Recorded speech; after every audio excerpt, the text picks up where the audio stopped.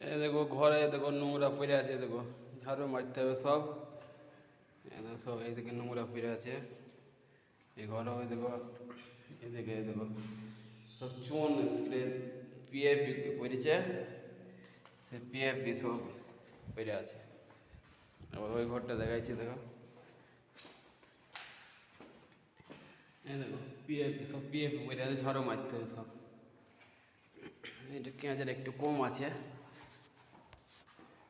এই ঘরটা কম আছে। এবার ঘরটা দেখাইছি, দাঁড়াও এই ঘরটায় দেখো এদের সব পিআইপি লাগাইছে, সব পিআইপি সব হয়েছে, পেঁয়াজটা পড়ে আছে, ঝাড়ু মেরে পরিষ্কার করতে হবে।